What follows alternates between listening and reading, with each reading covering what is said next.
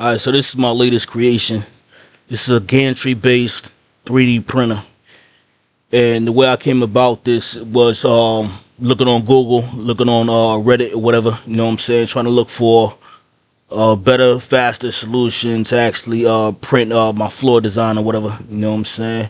And what I ended up running across was a subreddit that said that you could put schematics into a deployer and it'll print it up for you. You know what I'm saying? So that's how I came up with this right here.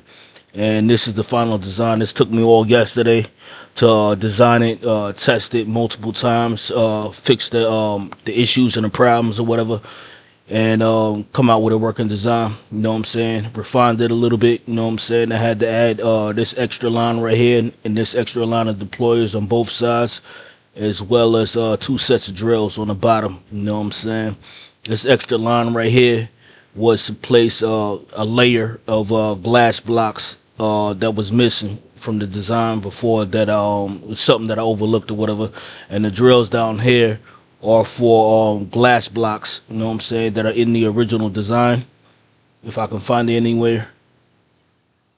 At the bottom of the original design by the half pipe is a line of glass blocks, and I was using it as a placeholder to measure the size of the actual platform.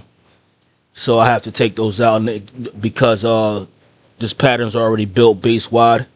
So I have to take those out. So that's what the drills are for. So over here, everything's attached to a regular vanilla vault and all that. And this is where I'm going to be storing all my blocks and everything that I need to actually build this. You know what I'm saying? All these blocks right here that are in purple are creative crates and chests or whatever. That's just the prototype and designers. And over here is an extra deployer that's gonna build the gantry shaft itself. So this is self-building. You know what I'm saying? I only have to build this part or whatever, and then everything else is gonna build itself. You know what I'm saying? Also another creative crate on top of that. And these are all the blocks that I need to print this design on. So just to showcase that this is working, I'm gonna turn it on. 128 is the fastest that I can run this at, 128 RPM. That's so the gantry shaft can actually place down shafts and it won't actually stop. Because if it's running too fast, this is not going to be able to place these. You know what I'm saying? So right now I have the gantry shaft spinning in the opposite direction. This is a creative motor. Gives basically infinite power or whatever. You know what I'm saying? So when I turn this on, you'll be able to see how fast this prints.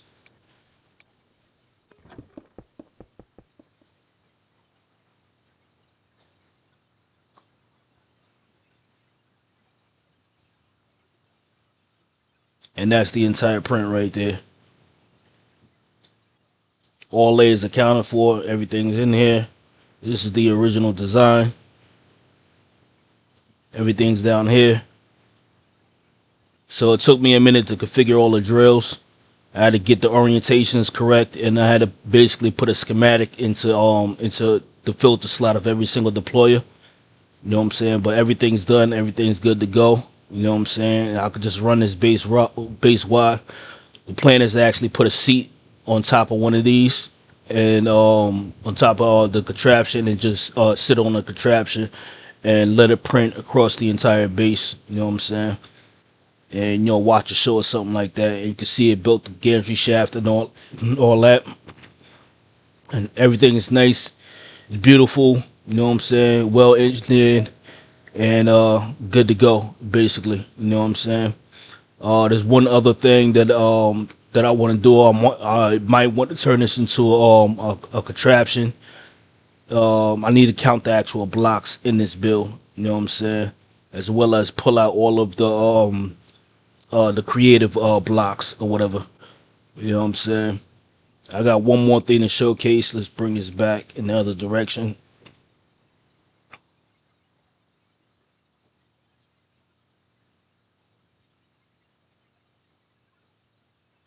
All right, so when I did my math and I did my calculations, that's the reason why I have a stressometer over here that measures how many stress units I'm actually using. This is not the capacity, where it says remaining capacity. That's the capacity of the creative motor.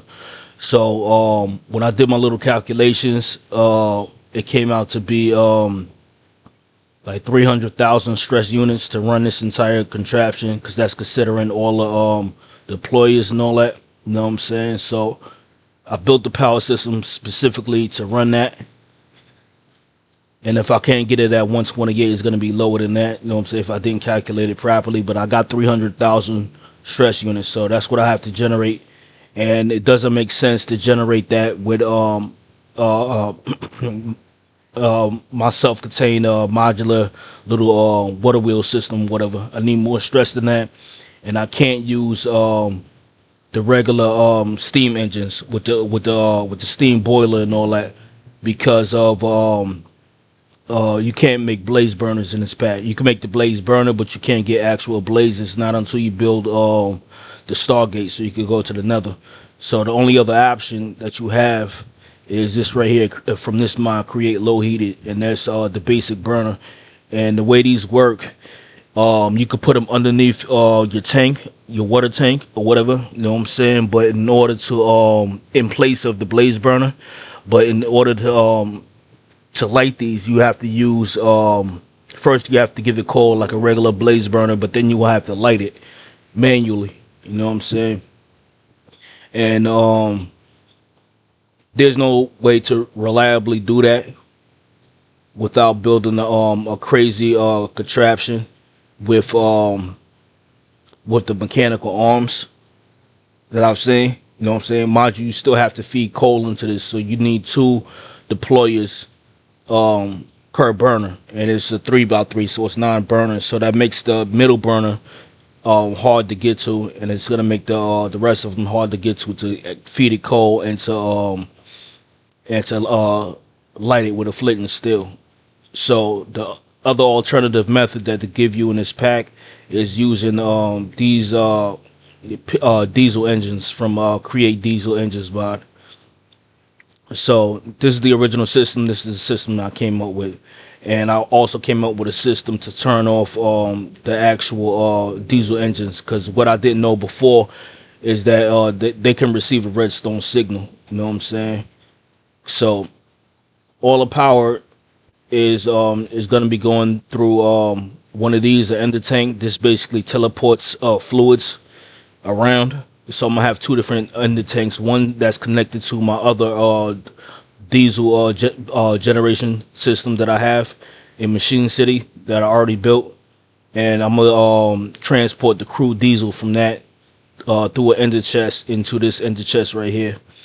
And this is the creative tank that I was using to actually test it or whatever. And I had to quickly come up with a redstone. This is all vanilla redstone system to actually, first of all, send a redstone signal to every single diesel engine at the same time, and it all work in conjunction without messing anything up. And I prototyped that over here. That's how I got this. And Target Blocks is a recent block that I knew about from TMC, from all the technical Minecrafters that can receive a signal and send the signal out. You know what I'm saying? So that's how I'm able to power all of these, because these are stacked on top of each other. 2 of them stacked on top of each other. You know what I'm saying? And once I flip the lever, everything turns on. The other good thing about using GT pipes is the fact that they actually hold liquid. There's no actual liquid inside of the ender tank itself. You know what I'm saying? These pipes itself hold liquid, so they act like real pipes. So right now I have 24,000, 24 buckets. 24 buckets. I forgot that's Miller buckets. 24 buckets still in the pipes. You know what I'm saying? Then all of the diesel engines have 100 millibuckets, which is basically 1/10 of a bucket. So when I turn this off, everything turns on, and that's a better system than what I had over here. Over here, I would have to just wait for the actual diesel itself to drain out of the pistons. You know what I'm saying? So over here we producing 688,128 stress units. and that's double the amount that I actually need. You know what I'm saying? And this is basically the length of a chunk.